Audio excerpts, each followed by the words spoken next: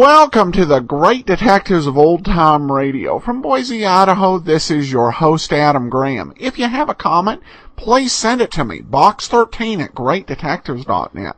Remember, cast your vote for the show on Podcast Alley, podcastalley.greatdetectives.net. And become one of our friends on Facebook, facebook.com/radiodetectives. Well, before we do get started, I do want to encourage you to check out Netflix if you haven't. Netflix has a great selection of classic detective shows, many available from Instant Watch, including the ITV Sherlock Holmes show with Jeremy Brett, The Rockford Files, Columbo, Monk, and much more. With more than 90,000 DVD titles and a fantastic collection of Instant Watch, there's something there for everyone, and the plans start at just about $9, $8 with the streaming only.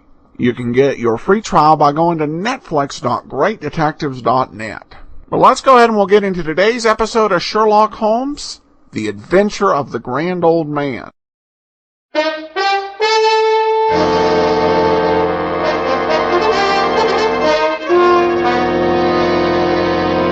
Kreml Hair Tonic and Kreml Shampoo present the new adventures of Sherlock Holmes, starring Nigel Bruce as Dr. Watson and Tom Conway as Sherlock Holmes.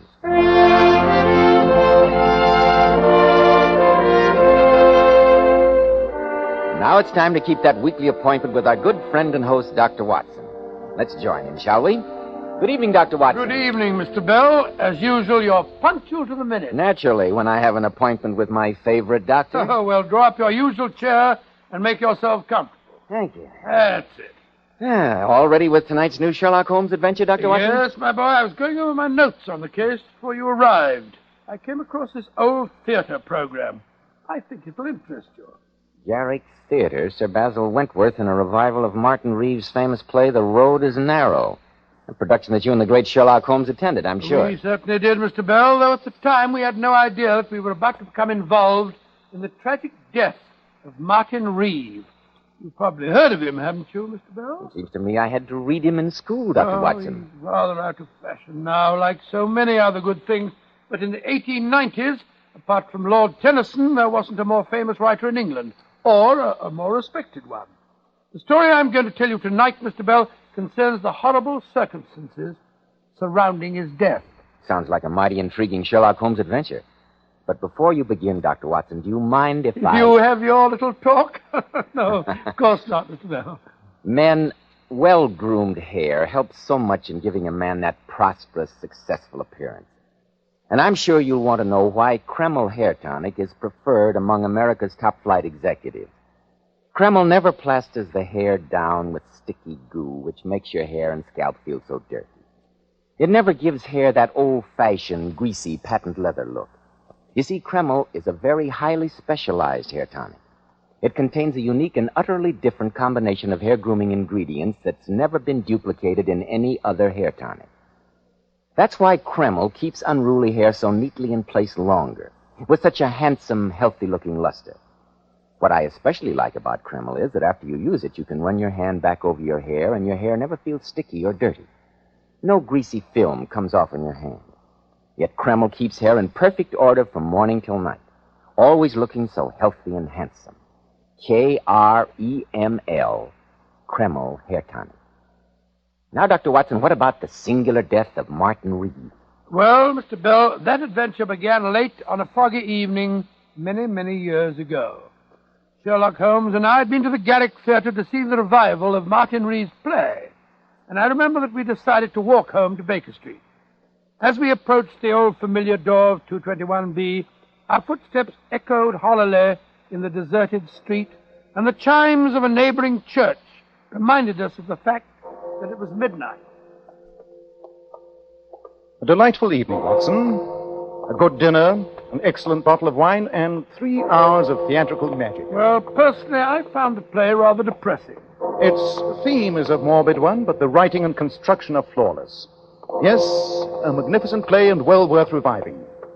By the way, I noticed an item in the Times this morning concerning Martin Reeves.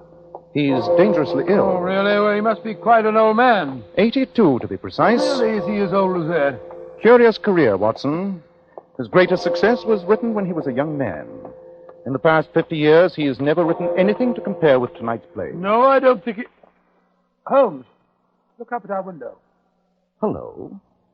The gas is brightly lighted, whereas Mrs. Hudson invariably turns it low when we're out. And look at the silhouette on the blind. There's a man pacing up and down the room. A visitor at midnight, Holmes. This looks ominous. Be careful now. It may be some sort of trap.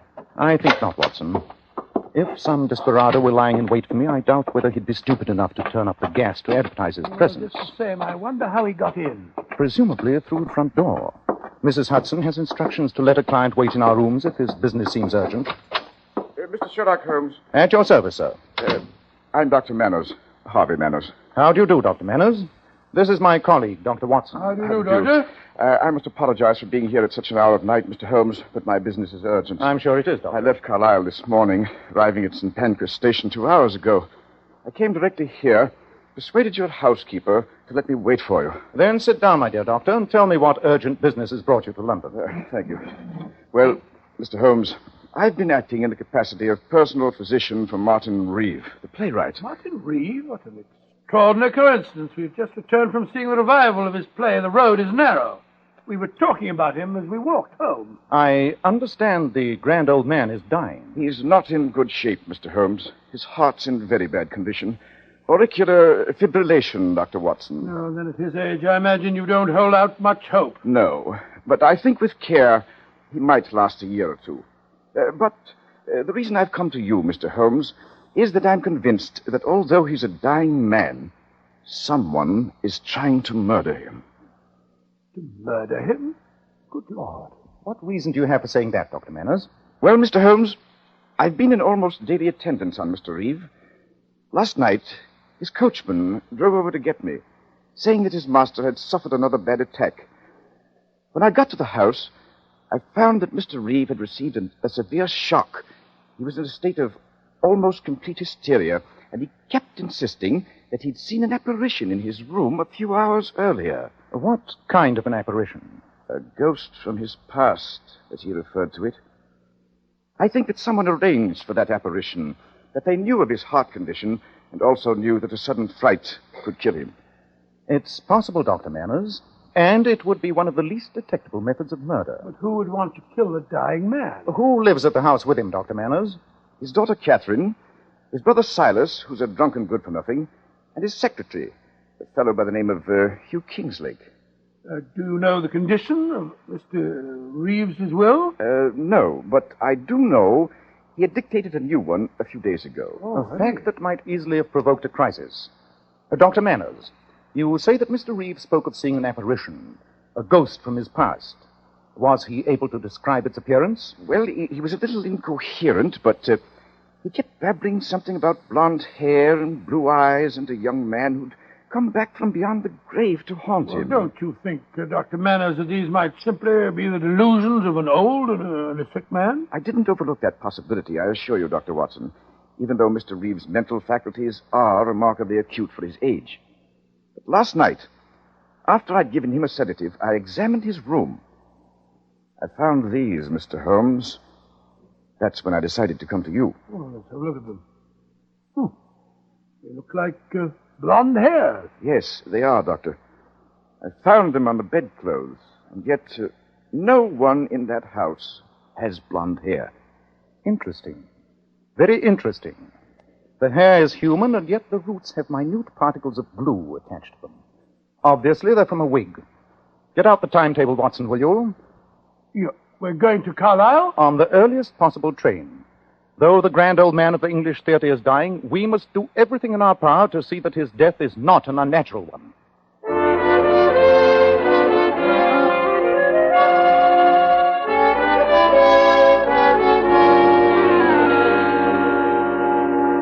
Mr. Holmes, Dr. Watson, I'm Hugh Kingslake, Mr. Reeve's secretary. How do you do? How do you do, sir? The accommodations at the hotel are satisfactory, I trust, gentlemen? Entirely, Yes, thank you, we're very Mr. Kingslake. comfortable, thank you. Good. Frankly, I'm most relieved that you're here. Mr. Reeve received a severe shock the night before last. I quite agree with Dr. Manners that someone deliberately induced that shock, knowing the serious condition of Mr. Reeve's heart. Have you any idea who that someone might be? Well, it's a little difficult for me to talk, Mr. Holmes. After all, I'm only an employee here, but I can't help feeling that... Oh, good morning, Mr. Reeve. Kingslake, who are these men? This is Mr. Sherlock Holmes and Dr. Watson, and Mr. Silas Reeve. How do you do, Mr. Reeve? And what, may I ask, is the professional meddler Sherlock Holmes doing in my brother's house? I'm here at the request of Dr. Manners. Manners has no right to bring you here, sir. A lot of rubbish. All this talk about apparitions. Nonsense. Martin's in his second childhood. He's become a gibbering old fool. Personally, I wish he'd die and have done with Well, it. upon my soul, Never sir, mind your soul, my good doctor. Why don't you mind your own business and get out of the house? We don't want detectives here. Mr. Reeve, I've traveled some 200 miles to see your brother, and I have no intention of leaving this house without talking to him. Then talk and the devil with you. And if my dear, distinguished brother tells you that I've been sponging on him for years, it's perfectly true. Uncle Silas. Enter the beautiful Catherine to try and persuade her drunken old uncle to return to his room. No, Uncle Silas. I came to get Mr. Holmes and Dr. Watson. Dr. Manor said that Daddy can see them now. Shall I take them up, Miss Reeve? No, Mr. Kingslake. I will. And don't be deceived by the Mr. Kingslake and the Miss Reeves gentlemen. My dear niece and this young man here have a dark secret. A secret that is perfectly apparent to every member of this household. Uncle Silas. They're in love. Delightful, isn't it? Uncle, you're intolerable. Will you lead the way, Miss Reeve? Oh, yes, Mr. Holmes. Don't forget to ask him about the play that made him so famous. You might learn some interesting facts. I must apologize for Uncle Silas, gentlemen. I'm afraid he's like this all the time these days. I quite understand, Miss it Reeve. must be very distressing for you, my dear. Oh, I'm used to it, Doctor. Here's Daddy's room. I won't come in with you. Too many people upset. Come in. Please go in, gentlemen. I'll see you later. Ah, there you are. Who is it, Manners? It's Mr. Sherlock Holmes and Dr. Watson, Mr. Reeve. Ah, good. Good. You can leave us, Manners. Yes, Mr. Reeve. I'll see you both later. Very well, Doctor. Come. Sit on my bed. That's it. How are you feeling, sir? Old. Old and ill. But I'm glad you're both here. Manners displayed unusual enterprise in persuading you to visit me. There's been a lot of nonsense printed about my impending death. Anyone would think a great man is dying. The author of The Road is Narrow is a great man, Mr. Reeve. He was a great man, Mr. Holmes. What do you mean, sir? The author of that play died 45 years ago. What? And yet, his ghost appeared in this room 2 nights ago. Mr. Reeve, are you saying that you didn't write The Road is Narrow? Yes, my boy, I am. And it's a secret that's been gnawing at me for years. Now that I'm on my deathbed, I'd like to clear my conscience. Then who did write the play, sir? A young friend of mine, by the name of Colin McGrath. I started life as a lawyer's clerk in Keswick, a few miles from here. Colin lived in the same village, and we became great friends. One day, he gave me the manuscript of his play to look at, and I realized it was a work of a genius. Suddenly he died. No one knew about the manuscript. You claimed it as your own, sir. Yes, to my eternal shame I did. Now, I want to make amends. Mr. Holmes, I want you to find out if any heirs of Colin McGrath still survive. If they do, I'll give them half of my estate. Mr. Reeve, does anyone else know of this, fraud? Yes. Knowing that I hadn't long for this world, I confided the secret to 3 members of my household. And you're convinced that the apparition you saw the other night was that of the dead Colin McGrath? There was no mistaking him. The blue eyes, the long golden hair. It was Colin, or his ghost come to haunt me on my deathbed. This decision on your part to leave half of your estate to any heirs of the man you wronged, Was that decision made before you had this strange visitation the other night? Yes. Yes, it was. Did you mention it to any member of your family, sir? No. I did say something to Dr. Manners, and I didn't mention Colin McGrath's name. It's obvious that someone wished to frighten you, knew your secret, and disguised himself to resemble Colin McGrath. It was Colin. Never forget his blue eyes. He was standing over there in the chest of drawers. He looked at me so reproachfully. So... You sleep? Yes, Watson. And while he lies there, some member of this household continues to plot his death. We must work fast. Well, what are we going to do? Split forces. I shall remain here for a while and see what may be found out.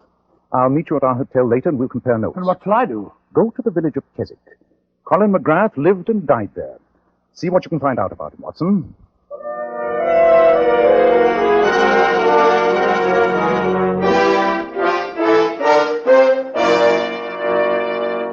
Of course I remember Colin McGrath. Well, I should be very grateful for any information about him, madam. As postmistress, I imagine that very little village gossip has escaped you. Of course it hasn't. I remember the McGrath boy well. He was no good. Didn't he marry poor old Mrs. Northrip's granddaughter Susan and then go and desert her just to kill himself?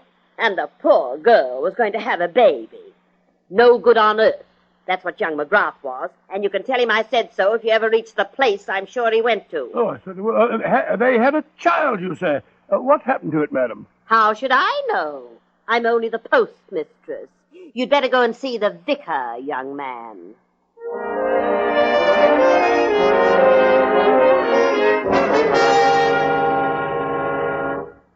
It's a tragic story you've told me, Dr. Watson. But you remember Colin McGrath, sir? Oh, very well. And I always suspected something akin to genius in the boy. But he burned with too hard and gem-like a flame. As Walter Pater has said, he burned himself out, destroyed his life, and poor Susan Northrip's with it. She died of a broken heart less than a year after his death. And their child? There was no money, no one to look after the boy. He was sent to an orphanage in Liverpool. Then that child, if he's still alive, stands to inherit half of Martin Reeve's fortune. If only we can find him.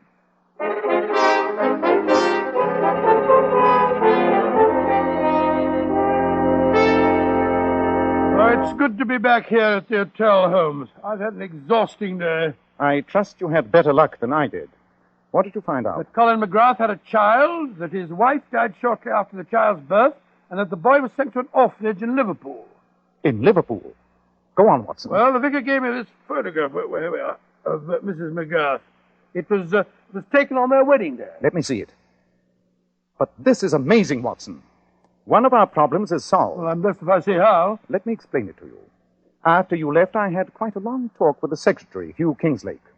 It transpired that he knew nothing of his parents. He'd been raised in an orphanage, and the only memento he has is a picture of his mother. A picture that he carries in his watch. And that picture is a duplicate of this one. Great Scott. And the fellow calling himself Hugh Kingsley is really the Colin McGrath heir. Precisely. A fantastic situation indeed. Come on, old chap. Grab your hat and coat. We must drive over to Mr. Reeves and break the good news that the missing heir's a member of his own household. But we're still no nearer finding out who's been trying to frighten old Mr. Reeves. Surely that's obvious now, Watson. Come in. Dr. Manners, what's wrong? Please come at once, both of you. It's Mr. Reeve. Hot? Yes, Dr. Watson. This evening, he had another visit from that apparition. I'm only afraid this time the devilish plan may work and that Martin Reeve won't live through the night.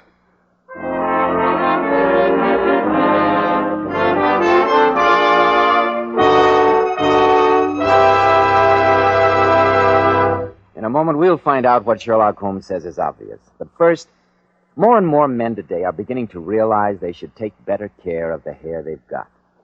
And when you buy a hair tonic, why not get your money's worth? Why not enjoy the extra advantages of Kreml hair tonic? Kreml contains a special combination of hair grooming ingredients which is found in no other hair tonic. This highly specialized hair tonic keeps dry, stubborn hair neatly in place all day long. and always gives it such a natural, well-groomed appearance, never sticky or greasy. But men, Kreml does lots more than keep hair looking handsome. A quick massage with Kreml stimulates circulation right in the surface of the scalp, leaving your scalp feeling so alive, so invigorated. At the same time, Kreml removes loose dandruff. It's excellent to lubricate a dry scalp. And if your hair is so dry that it breaks and falls when you comb it, remember Kreml actually helps condition the hair, in that it makes it feel softer, more pliable. So men, just as soon as possible, buy a bottle of Kreml at any drug counter. Let Kreml always keep your scalp feeling clean and refreshed, your hair always looking its very best. Kreml, Kreml Hair Tonic. Well, Dr. Watson, this story certainly has me on the edge of my chair. What happened next? You drove over to Mr. Reeves' house, I suppose. Yes, Mr. Bell, we did. And as we went rattling down the country lanes, the flickering oil lamps on Dr. Manners' carriage lighting a shadowy path, I found it almost impossible to get a word out of Sherlock Holmes. Holmes, sometimes you're the most irritating man on earth. And what prompts that little tirade, Watson? You haven't opened your mouth since we left our hotel. Purposeless conversation is a waste of time.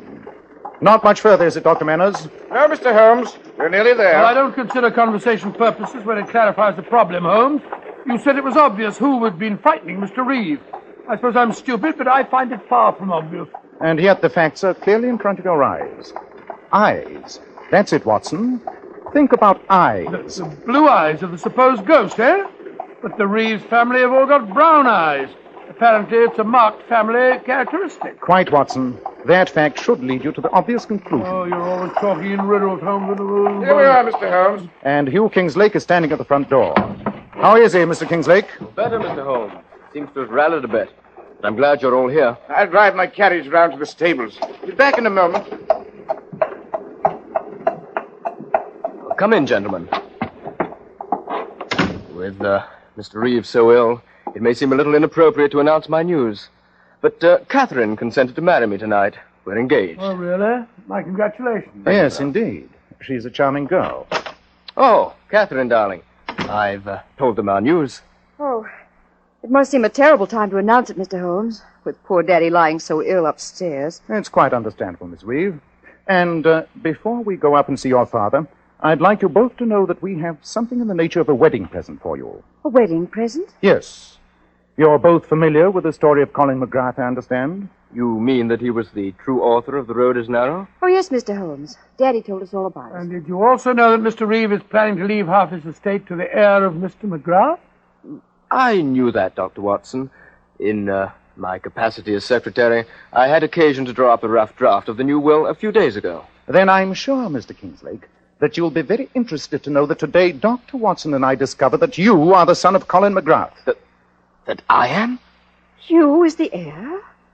Well, that doesn't seem possible. The fact is proven beyond a doubt, Miss Reeve. Then if Mr. Reeve makes the new will, I stand to inherit half the fortune. Yes, my boy, you do. That's what Mr. Holmes meant when he was talking about wedding presents. Help! Come here, somebody! That's Uncle Silas. He's upstairs with Daddy. What's wrong, Mr. Reeve? Fire! I knocked over a lamp in Martin's room. And Daddy's up there. The room's ablaze. What? Come on, Watson. Well, the whole top landing's burning, Holmes. Can't go through this way. We just can't stand here. Mr. Reeve will roast alive. I'm going after him. Come back, Kingslake. Come back! Great Scott, he went right through the flames, Holmes. Send one of the servants for the fire brigade. And tell the rest to bring buckets of water. And to bring them fast.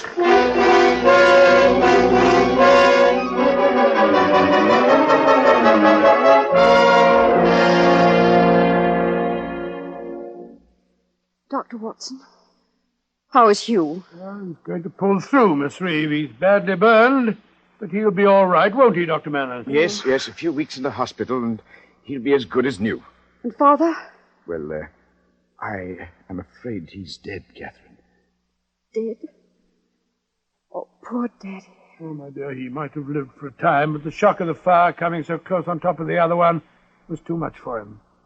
He died just as I took him from your fiancé's arms. So that by knocking over a lamp, I was responsible for my brother's death? Yes, Mr. Reeve. The credit is yours. In fact, I wouldn't be at all surprised if the local police might consider booking you on a charge of arson. Rubbish! It was an accident, and you can't prove otherwise. Possibly not. But there's one matter I can settle here and now. 2 nights ago, someone in this house tried to murder Martin Reeve by posing as Colin McGrath. The same despicable action was repeated tonight. Well, one person that we can eliminate is Hugh Kingslake. He nearly gave his life just now, trying to save his employer. Then who was responsible, Mr. Holmes? A feature of the impersonation that especially struck your father, Miss Reeve, was the color of the eyes. He described them as a brilliant blue. Then that rules out Catherine and me. We both have brown eyes. Precisely, Mr. Reeve. I have devoted some considerable study to the art of disguise. There are wigs and methods of altering height and weight. But the color of the eyes cannot be altered. Watson, 10 minutes ago you had the opportunity of examining Mr. Kinslake's eyes without the tinted glasses he's in the habit of wearing. Well, they did fall off when he stumbled back down the back stairs, but I can't say that I noticed the color of his eyes. They were blue, Watson. Brilliant blue, just as his father's were before him.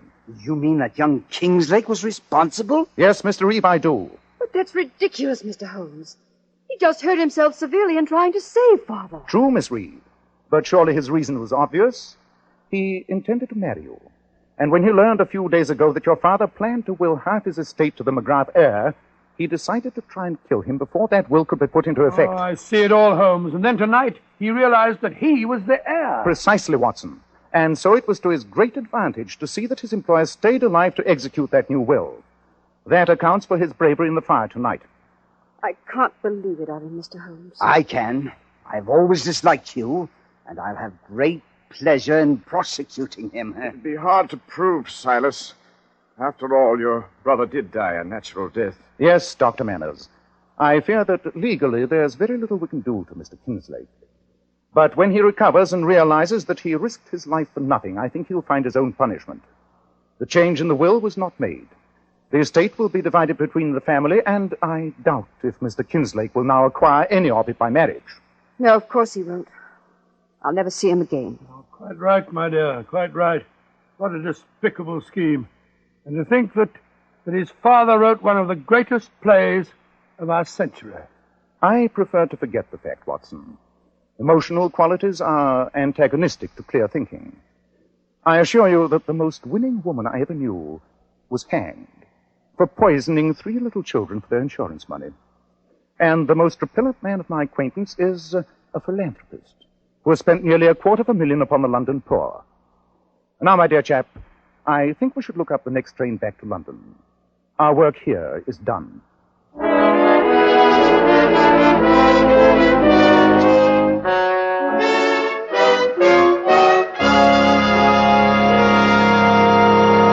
In a moment, we'll hear about next week's story. But first, girls, here's a sensational beauty tip from some of the world's most divinely beautiful girls. Powers models. Girls who are famous for their enchantingly lovely silken sheen hair. We glamour bathe our hair with Kreml shampoo. And really, ladies, you'll be amazed how Kreml shampoo brings out all your hair's natural sparkling beauty. It leaves hair shimmering with brilliant highlights that last for days. And you can always count on Kreml shampoo to thoroughly cleanse your scalp and hair. It never leaves any dull, cloudy film. Then, too, the beneficial oil base helps keep hair from becoming dry and brittle. That's right. Kreml shampoo leaves your hair so much softer, a silkier hair with satin smoothness. Your hair holds a better wave, too. So, ladies, buy a bottle of Kreml shampoo at any drug counter and see how easy it is to have naturally lustrous hair, a vision of beauty. Kreml, Kreml shampoo. And remember, a bottle of Kreml hair tonic or a bottle of Kreml shampoo makes a fine addition to that Christmas stocking. Well, Dr. Watson, I won't be seeing you before next Wednesday, so I'd like to wish you a very Merry Christmas. Oh, thank you very much, Mr. Bell, and the same to you, my boy. I'd also like to take this opportunity of extending the season's greetings to all our listeners and all our friends. On behalf of our sponsors, on behalf of Mr. Conway and myself, and on behalf of Mr. McKnight, our director. So, Dr. Watson, we'll be meeting again next Saturday night. What new Sherlock Holmes adventure are you planning to tell us then? A strange story of a weird jungle music that was heard in the peaceful English countryside and of a diabolical plot that failed. I call it The Singer Affair of the White Cockerel.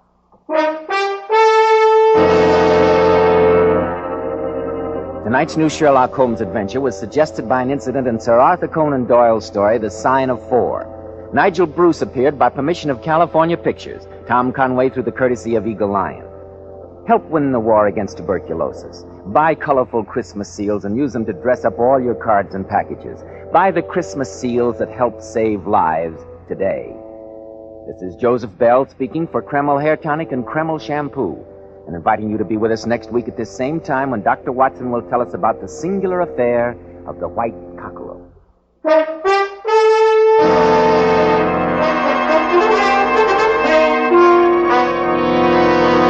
This is ABC, the American Broadcasting Company.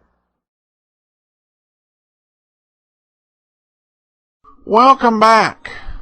Well, there were an incredible number of twists in this episode, and some fantastic irony here. That almost, if you took it from another angle, this could be an episode of The Whistler, where a man tries to kill his employer to stop the employer from leaving half the estate to the heirs of a man he wronged, only to find out too late that he is one of those heirs. But a really well-done story here this week. We'll be back next week with another episode of Sherlock Holmes, and join us tomorrow for yours truly, Johnny Dollar. In the meanwhile, send your comments to box13@greatdetectives.net. Follow us over on Twitter at Radio Detectives. And be sure to cast your vote for the show on Podcast Alley once a month at podcastalley.greatdetectives.net. But from Boise, Idaho, this is your host, Adam Graham, signing off.